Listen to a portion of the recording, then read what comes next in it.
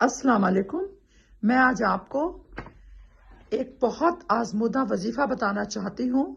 اگر آپ لوگ بھی اس وظیفے کو جائز مقصد کے لیے پڑھیں گے تو اللہ پاک اس وظیفے کے وسیلے اور فضیلت سے آپ کے مشکل سے مشکل کام کو بھی آسان کر دے گا.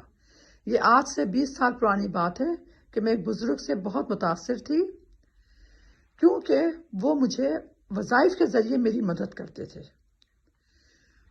کوئی بھی مجھے مشکل پیش آتی، کوئی بھی مسئلہ ہوتا، میں ان سے جا کر ڈسکس کرتی. وہ کہتے ٹھیک ہے، آپ اس کام کے لیے یہ وظیفہ پڑھو، اللہ پاک آپ کو کامیابی دے گا. اور اللہ پاک حقیقت میں یہ صحیح بات ہے کہ مجھے اس وظیفے کی برکت سے اللہ پاک مجھے کامیابی دیتا. وظیفہ اگر آپ کسی بھی اپنے جائز مقصد کے لیے کرتے ہیں تو اللہ پاک جائز مقصد کو دیکھتے ہوئے اور آپ کے دل کی مطلب ایک دل کی لگاؤ ہوتا ہے، دل سے اللہ کی طرف، اللہ کے قرآن کی طرف لگاؤ ہوتا ہے، اس لگاؤ کو دیکھتے ہوئے آپ کے حالات کو سدھار دیتا ہے. اب میں وظیفہ آپ کو بتانے سے پہلے اپنے وظیفہ پڑھنے شروع کرنے سے پہلے کے حالات بتاتی ہوں. میرے ہسبینڈ کی ڈیتھ ہو چکی تھی، ٹھیک ہے. میرے حالات آپ کو پتہ ہی ہے کہ جب ہسبینڈ کی ڈیتھ ہو جائے تو اس گھر کے حالات جلدی سے نہیں سنبھلتے، حالات خراب ہو جاتے ہیں. تو میرے حالات بہت خراب تھے، ٹھیک ہے. میرے ہسبینڈ کی ڈیتھ بالکل سڈنلی ہوئی تھی کہ اگر بندہ بیمار ہو تو سوچتا ہے کہ ہاں بھائی بیمار ہے، اگر ایسے ویسے کوئی بات ہو گئی تو ایک مائنڈ میں آ جاتا ہے کہ ہم اللہ نہ کرے اگر ایسی بات ہوگی تو ہم اس کا یہ کریں گے.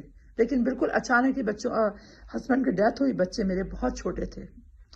اور آپ لوگوں کو یہ بھی پتا ہے کہ جب سر کا سایہ سر سے اٹھ جاتا ہے تو لوگ اس عورت سے ذرا کتراتے ہیں. کیوں؟ کہہ رہے یار کہیں یہ عورت ہم سے کوئی پیسہ نہ مانگ لے. بس یہ سوچ کر لوگ مجھ سے دور بھی ہوئے، لیکن میں نے ہمت نہیں ہاری، میں نے حالات کا ڈٹ کر مقابلہ کیا. اچھا، اسی دوران میں ایک بزرگ تھے، بہت مانے ہوئے بزرگ تھے، میں ان کے پاس جانے لگی. ان بزرگ نے مجھے ایک وظیفہ بتایا.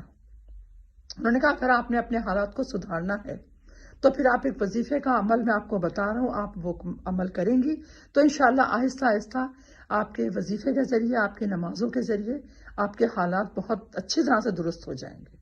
اور آپ یقین کریں، میں نے اپنے حالات کو، اس وظیفے کو پڑھا اور اپنے حالات کو سنبھالا اور حالات میرے درست ہو گئے. یہاں تک درست ہوئے کہ میں نے پاکستان کے اندر اپنا اسکول کھول دیا. اور اس کے بعد میں اللہ کے حکم سے لنڈن آ گئی. اور آج میں لنڈن میں بیٹھ کر آپ سے اپنے وظیفہ اور اپنے حالات جو پچھلے میرے ماضی کے حالات ہیں وہ میں شیئر کر رہی ہوں. اس کے بعد میں پھر اللہ کا شکر ہے، احسان عظیم ہے کہ اللہ نے میرے حالات اتنے اچھے کر دیے میری عبادت کے ذریعے، وظیفے کے ذریعے، کہ اللہ نے مجھے بہت نوازا. اسی لیے میں آپ سے اپنا یہ وظیفہ شیئر کرنا چاہتی ہوں. اور ایک بات وظیفے کے ساتھ آپ کو یہ بتانا چاہتی ہوں کہ جس بزرگ نے مجھے یہ وظیفہ بتایا تھا اب وہ بزرگ اس دنیا میں نہیں ہے. ہاں، ان کے گدہ نشین ہیں. اور وظیفہ یہ ہے، کیونکہ آپ لوگوں کو بہت صبر کروا لیا وظیفے کا بارے میں بتانے کے لیے، تو اب میں آپ کو صبر کا امتحان نہیں لینا چاہتی. وظیفہ میں آپ سے شیئر کر رہی ہوں. آپ نے ایک تسبیح بسم اللہ الرحمن الرحیم پڑھ کر درود پاک یعنی کہ درود ابراہیمی، جو ہم نماز والا درود ہوتا ہے، 100 دانوں کی تسبیح وہ پڑھیں گے. لیکن پہلے بسم اللہ الرحمن الرحیم، اللہم صلی علی محمد و آل محمد کما صلیت علی ابراہیم و آل ابراہیم انک حمید مجید. آپ نے ایک تسبیح پڑھ لی ہے 100 دانوں کی، ٹھیک ہے. اس کے بعد میں پھر آپ نے استغفر اللہ ربی من کل ذنب و اتوب الیہ پڑھا، یعنی کہ ایک تسبیح ہو گئی. اس طریقے سے آپ نے 400 مرتبہ درود ابراہیمی پڑھنا ہے اور 400 مرتبہ استغفر اللہ کی تسبیح پڑھنی ہے. انشاءاللہ آپ یہ وظیفہ جس مقصد، جو بھی جائز مقصد ہے آپ اس کے لیے پڑھیں گے تو اللہ پاک آپ کو اس مقصد میں کامیابی دے گا. اوکے، انشاءاللہ میں آگے اور بھی آپ لوگوں کی اس طرح کی اسلامی ویڈیو لے کر آتی رہوں گی. اپنی اس بہن کو یاد رکھیں. اوکے، اللہ حافظ، السلام علیکم. خاص طور سے مجھے دعاؤں میں یاد رکھیں، مجھے، میرے بچوں کو.